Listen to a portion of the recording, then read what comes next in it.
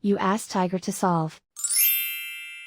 This deals with linear equations with one unknown. The final result is x equals 4. Let's solve it step by step. Group all x terms on the left side of the equation. Add x to both sides. Group like terms. Simplify the arithmetic. Group like terms. Simplify the arithmetic. Group all constants on the right side of the equation.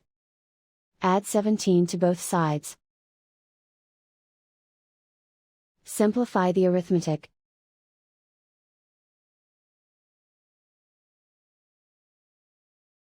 Isolate the x.